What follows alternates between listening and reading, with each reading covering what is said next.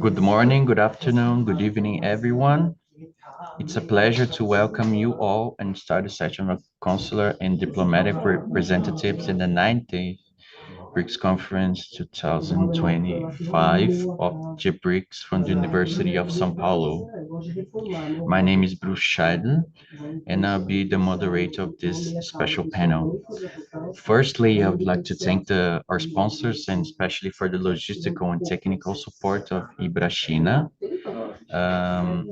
For this panel, it's an honor to welcome here today the highest level representatives of Russia, China, South Africa, and Ethiopia. Thank you for accepting our invitation, for sharing your country's bills, achievements, and challenges with the BRICS agenda. Now, without any more ceremony, I would like it's an honor to welcome here today to the opening. I would like to invite the Honorable Mr. Yu Peng, Consul General of China in São Paulo. Please, Mr. Consul General, thank you for accepting our invitation, and the floor is yours for a speech.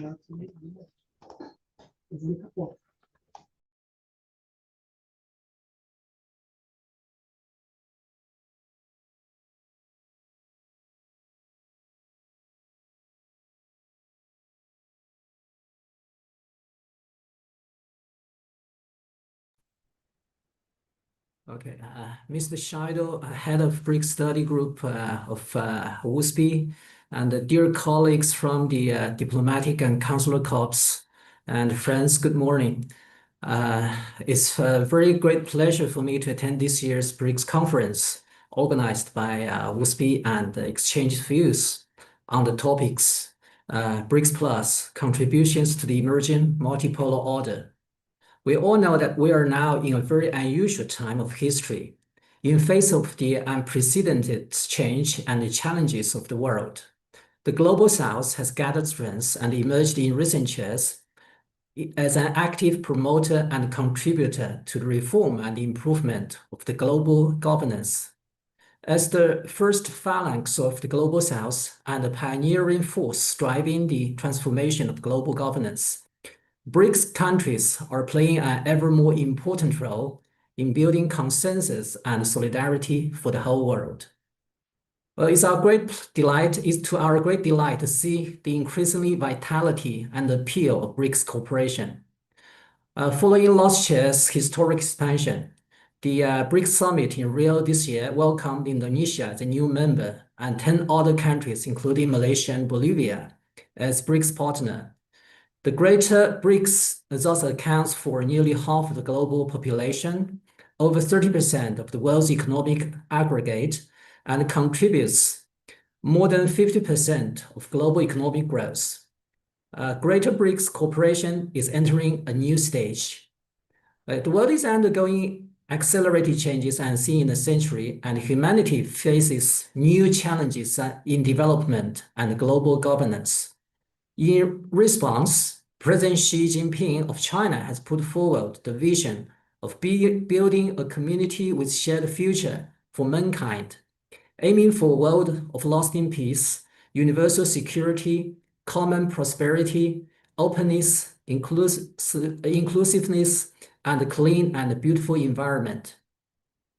President Xi has successfully proposed the initiatives for global development, security, civilization, and governance, advocating for an equal and orderly multipolar world, and universally beneficial, inclusive economic globalization. In today's turbulent and transforming world, these propositions are demonstrating ever greater contemporary values and practical significance.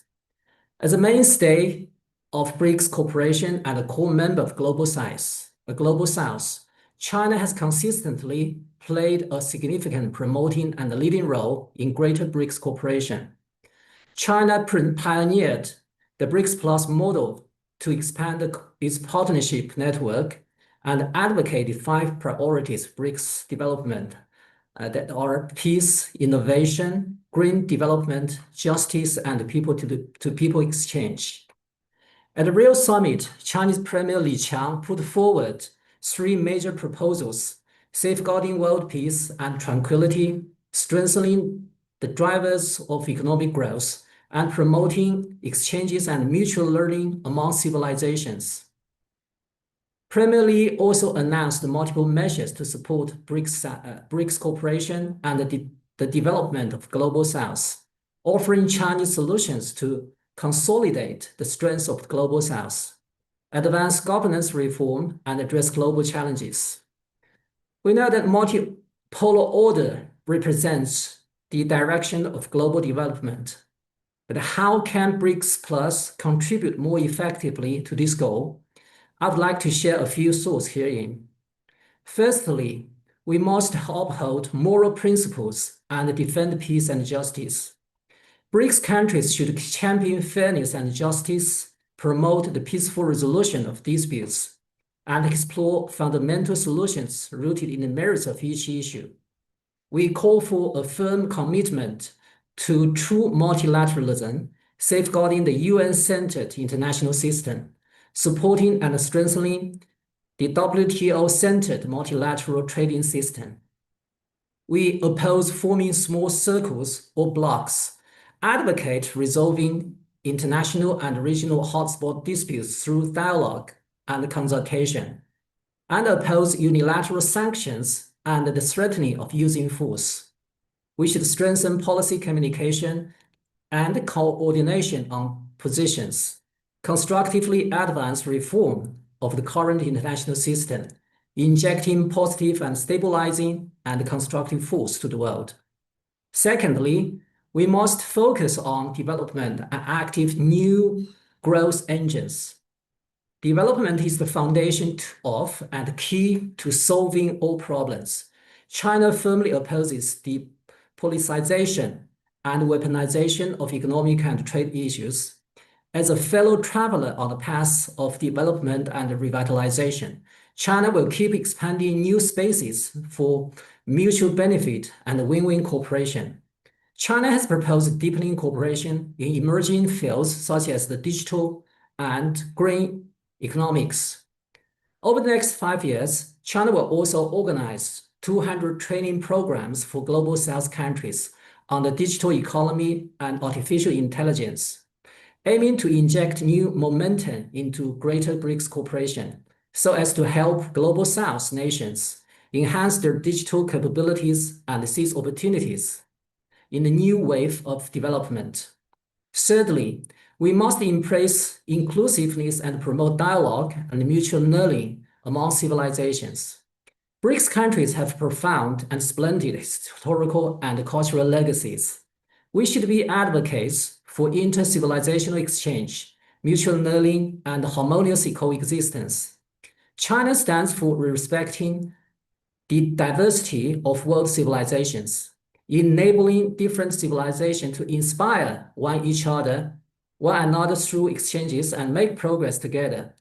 China is ready to work with all countries, guided by the vision of civilization based on equality, mutual learning, dialogue, and inclusiveness to advance the building of a global network for inter-civilizational dialogue and cooperation, thereby infusing new vitality into the progress of human civilization and the course of world peace and development. As an ancient Chinese poem goes, no mountain can block the surging flow of a mighty river. The tide of history surges forward, and humanity's shared aspiration for peace and development is unstoppable. Looking ahead, China will work with its BRICS partners, guided by the BRICS spirit, to resolutely defend multilateralism and international fairness and justice, and steadfastly safeguard the common interest of the international community. We will always stand on the right side of history, unite and cooperate, move forward hand in hand, and stride together along the great paths of peace, security, prosperity, and sustainable development. Thank you. Thank you very much, Mr. Yupeng, Consul General of China in São Paulo. Thank you for opening our session with an impactful statement. And now I'd like to invite Mr. Tinico Kumalo, Consul General of South Africa in São Paulo. Um, Mrs. Consul General, the floor is yours. Thank you so much. Thank you very much, Chair, and good morning to honorable colleagues, distinguished partners, and esteemed members of the BRICS community. It is my honor to present South Africa's official position on our expectations and priorities within the BRICS framework for the year 2025. This year marks a pivotal moment in the evolution of BRICS as the bloc expands its membership and deepens its strategic cooperation across multiple domains. South Africa stands ready to contribute meaningfully to this transformation, guided by our national interests, continental aspirations, and shared global responsibilities. In relation to strengthening multilateralism and reforming global governance, South Africa reaffirms its unwavering commitment to multilateralism, international law, and the reform of global governance institutions. We believe that the United Nations, the World Trade Organization, and the international financial institutions must evolve to reflect contemporary realities and ensure equitable representation for developing nations.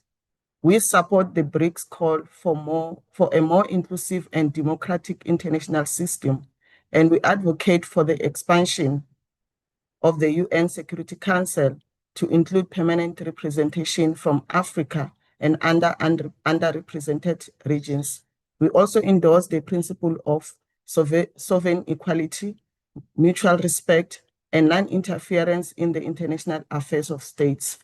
With regard to trade diversification and economic resilience, in the face of rising protectionism and global economic fragmentation, South Africa prioritizes the diversification of trade and investment partnership.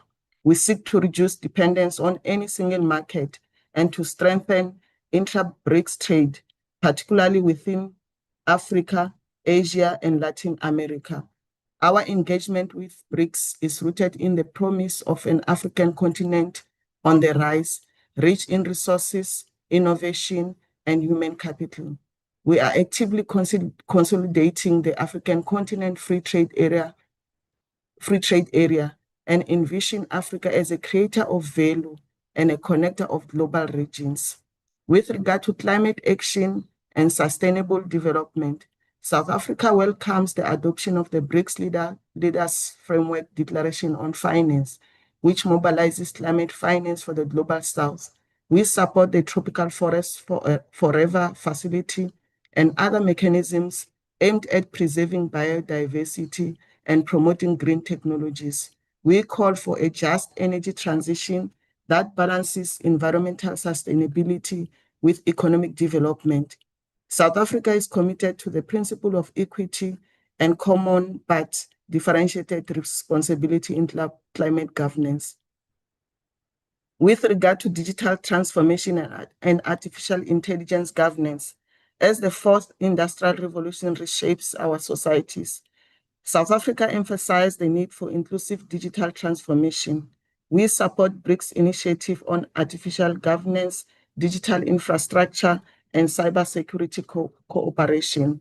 We advocate for a developing country-led platform to align digital innovation with sustainability and human rights.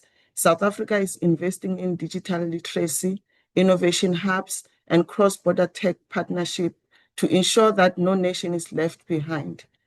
With regard to health system and pandemic preparedness, the COVID-19 pandemic underscored the importance of resilient health system and equitable access to medical technologies.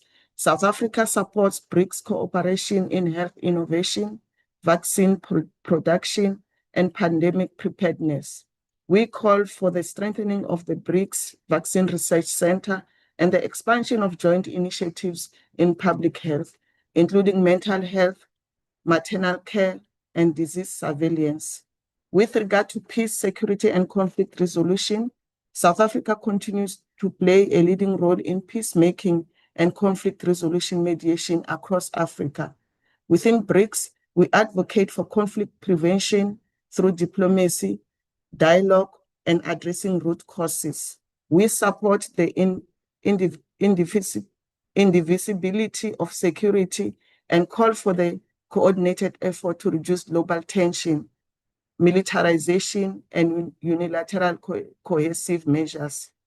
With regard to gender equality and inclusive development, South Africa champions gender equality and the empowerment of women and youth. We call for increased representation of women in leadership roles across BRICS institutions and international organizations. We support inclusive development policies that address poverty, inequality, and access to education, healthcare, and economic opportunities. And with regard to BRICS expansion and South-South solidarity, South Africa welcomes the expansion of BRICS to include new members and partner countries. We view this as a strategic opportunity to amplify the voice of the Global South and to foster solidarity among emerging economies. We support the institutional development of BRICS Plus and call for the mechanisms that ensure cohesion, transparency, and shared benefits among all members. In conclusion, South Africa approaches BRICS 2025 with optimism, resolve, and clear vision. We believe that BRICS must be a force for transformation, one that empowers developing nations, promotes justice, and builds a more inclusive and sustainable world. Let's move forward together, united and in purpose and partnership to shape a future that reflects the aspiration of all humanity. I thank you. Thank you so much, Mrs. Consul General Tiniko Kumalo, for your statement, for your presence. It's always an honor. And now I would like to invite very special guests here on the BRICS Plus group that we have the honor to invite His Excellency Mr. Luseji Etabdesi Yabebi, Ambassador of the Federal Democratic Republic of Ethiopia to Brazil. Please, Your Excellency, the floor is yours. Thank you very much. And I, first of all, my greetings to all my fellow panelists and, of course, to the organizers for inviting me to participate in this session. I would like to say that having such a dialogue would definitely help us to exchange valuable ideas about the important role of BRICS in enhancing, the role of multilateralism, so that we can be in a much more position to address the multiple challenges that the world continues to face. BRICS, I should emphasize, is part of the solution. BRICS is about concrete initiatives. BRICS is not against this or that. BRICS is pro-development. BRICS is for inclusive and sustainable development. BRICS is for sustainable peace. And I think within this framework, I want to see where we are within the existing global order, particularly this year. As we all know, we are celebrating the 18th years of the establishment of the United Nations. I do believe the topic that the organizers have already given us is the right one, and it is a timely topic which would allow us to reflect upon where we are in terms of global cooperation and particularly multilateralism. As we all know, the current system the current global order is the result of the Second World War. And the main decision-making architecture, particularly the UN Security Council, reflects the power configuration of the 1940s and 50s. Unfortunately, the UN Security Council, its current composition does not allow to include the voice and the interest of developing countries. That's why we have been always saying reforming the Security Council is vital so that the Council could discharge its primary responsibility of maintaining international peace and security. Second, as usual, we also would like to say that we need to reform the international economic and financial architecture. Again, mainly the current financial and economic architecture reflects the power configuration of the 1940s and 50s mainly. And we have good news now, which is what we call the rise of the South. We have many developing countries and emerging markets that have already shown success in registering inclusive and sustainable development. This is, I believe, good news. The rise of the South is good news for the international community. However, with the rise of the South, or with the rise of developing countries, the decision-making architecture has not reflected their growing aspirations and their growing legitimate demand for representation. So again, here comes the importance of reforming the international financial and economic architecture so that it could rightly reflect the legitimate aspirations and the economic demands of the global South. This is a question of fairness. This is a question of full representation so that both the UN Security Council and as well as the international financial architecture could serve development at its core, could serve all international actors. I would also like to say that when we talk about BRICS, BRICS has continued to be a voice for reformed multilateralism. In BRICS, what we are saying is we need more cooperation. We need more global partnership, not less, because we are facing a lot of challenges that would only be solved through global cooperation. So we are saying in BRICS, we need to reform the architecture, we need to reform the decision-making systems, we need to enhance genuine and reinvigorated global cooperation so that we can solve the challenges of the 21st century.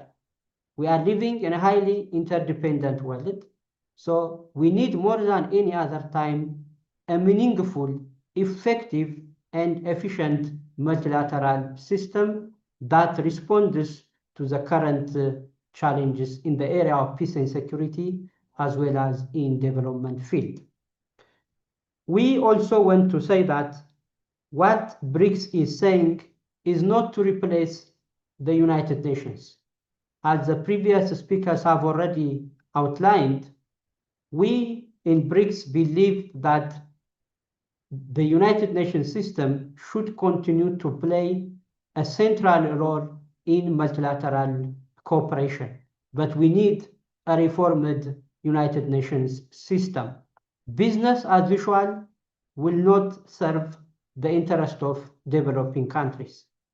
This is a moment to reinvigorate the multilateral system so that the voices of developing countries, and particularly the voice of Africa, could be amplified. In BRICS, in its three pillars, as we all know, peace and security, economic and finance, as well as cultural ties, we have been trying to come up with concrete initiatives that could contribute to solve the multiple challenges that our world continues to face. I would like to highlight 2 pointers that we believe should be taken as priorities, among others, in order to reinvigorate the current multilateral system. One is climate change. Climate change is an existential challenge. This is the time now to act together and to act with a sense of urgency. COP30 is an excellent opportunity in this regard. And I should mention that the African Union has already hosted in Addis Ababa, in close collaboration with the Ethiopian government, African Climate Summit in September. In this outcome document, which we call the Addis Ababa Declaration, African countries have come together and underlined the importance of taking actions. This is time for action, and I think Africa has already shown it's not only a victim of climate change, but concrete climate actions could be taken in order to tackle the impact of climate change. Hence, in order to reinvigorate multilateralism, we need to take the COP30 as a historical moment so that we can come together and take climate actions that could address the ongoing devastating consequences of climate change. The second and my last point would be we need also to take global action in order to harness the benefits of information communication technology, particularly artificial intelligence. In Africa, we have a common position on a common strategy on artificial intelligence. Ethiopia has already a national AI strategy. We do believe that AI should be taken as an enabler for inclusive and sustainable development, and AI should be taken also as one important opportunity to strengthen and reform multilateralism. And hence, BRICS has already taken positions, common and important positions on climate change, as well as on artificial intelligence this year, thanks to the leadership of the Brazilian presidency.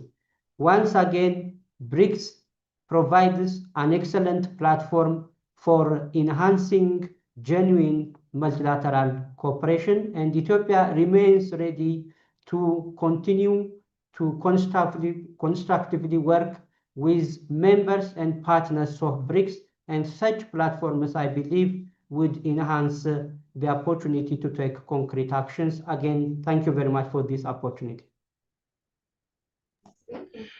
Thank you very much, Mr. Ambassador, for your statement. And to close this session, I would like to invite Mrs. Margarita Kazarian, a representative of the Embassy of the Russian Federation to Brazil, for the closing speech of our panel. Please, Margarita, the floor is yours.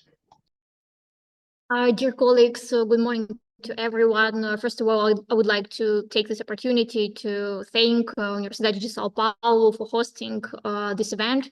We consider such initiatives of high importance and are happy and honored to be able to contribute to the discussions during today's roundtable. Today, we're witnessing the dismantling of the previous world order and the formation of new global connections and multilateral formats that will form the basis of the future international system. Global economic patterns are changing faster The economic potential as well as political influence of new centers of power in Asia, Africa, and Latin America are growing, and with it, their desire and aspiration to play a more independent and active role in global affairs. The unipolar framework of international relations is losing its relevance and is replaced by a more just multipolar world. In the current environment, BRICS is becoming more important as a promising format for multilateral cooperation. It is based on clear principles, including consensus, sovereign equality, mutual respect, and consideration of interests of all of its participants. The BRICS countries represent different development models, religions, authentic civilizations, and cultures, while unanimously upholding equality and neighborliness.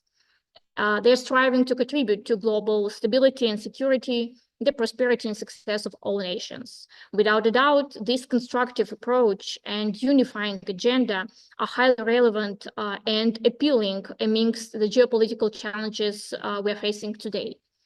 Over the years, the BRICS Association has undergone impressive development, evolving from an informal dialogue platform into an innovative mechanism for intergovernmental cooperation, covering a wide range of areas. Today, BRICS has become a full-fledged, comprehensive strategic partnership that already unites 11 countries, which account for not only a third of Earth's landmass, and almost half of planet's population, but also for 40% of the global economy in terms of purchasing power parity. And these figures speak for themselves.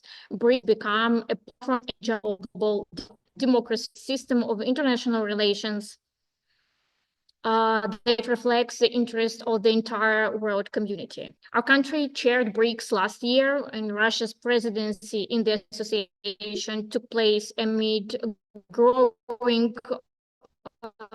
geopolitical instability and crises in the global economy and the financial sector. Despite all they managed to advance BRICS politics and security and ties. Moreover, then October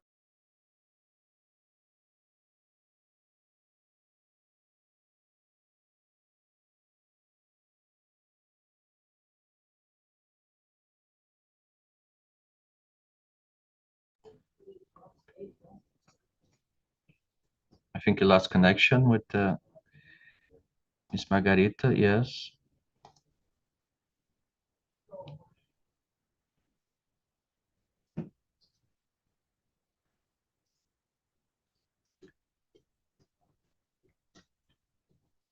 Okay, Mrs. Margarita, can you hear me?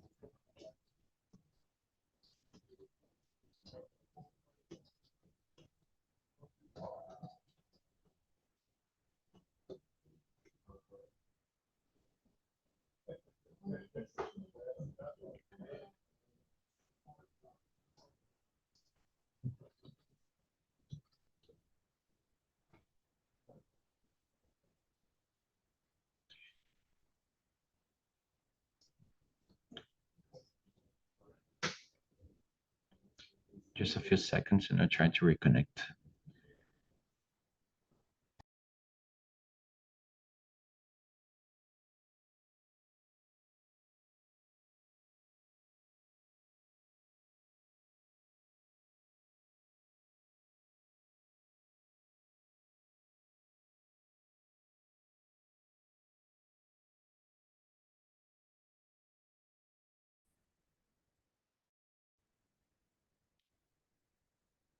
Oh, hello, once again. Yeah, you're back. Can you hear me, yes?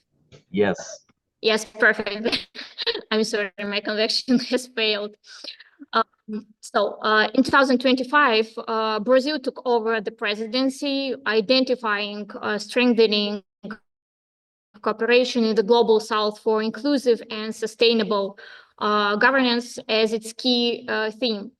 The priorities of the Brazilian chairmanship include reforming international financial institutions, expanding the use of national currencies, effective responses to climate challenges, including the climate finance, and developing cooperation in the field of artificial intelligence and healthcare.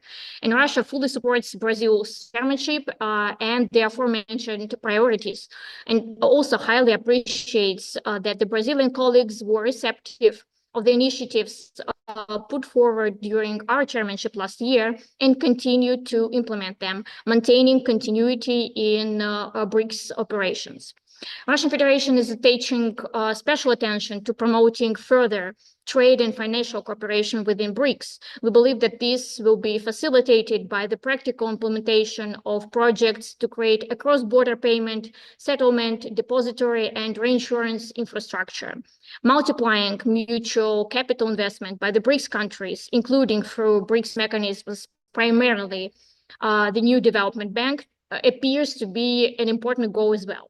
In the context of ensuring global food security, we are looking forward to the establishment of BRICS Grain Exchange, a new investment platform designed to promote the sustainable growth of the economies of the association's member states and the countries of the Global South.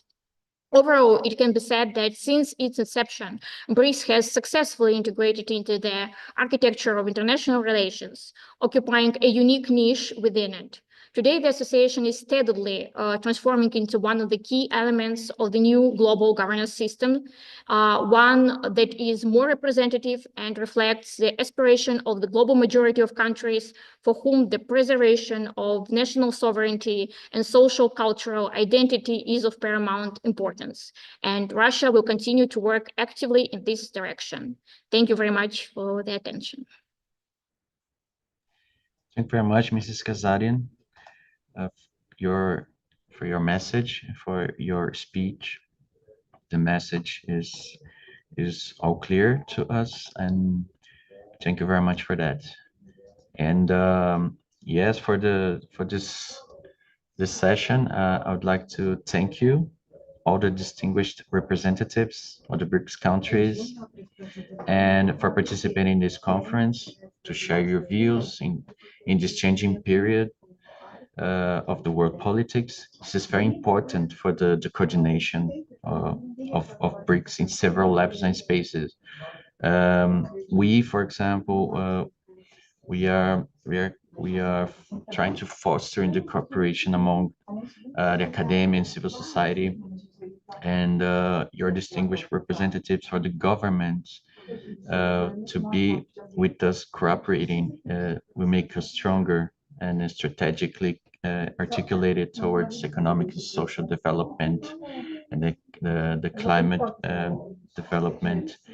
And we count on your support to do that, especially for the next years within the group.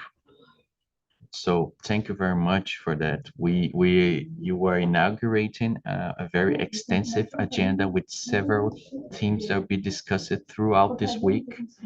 And I hope all the participants, the audience can participate in a very enriching agenda. And on behalf of Professor Paulo Casella, thank you again. We're looking forward to seeing you all soon enough. And please allow me to close this session. And I'd like to thank again the IBRA China team, all the partners and the BRICS team who worked hard to make all of this happen. Thank you very much. Thank you to be part of it. And the session is closed. Thank you. Thanks a lot.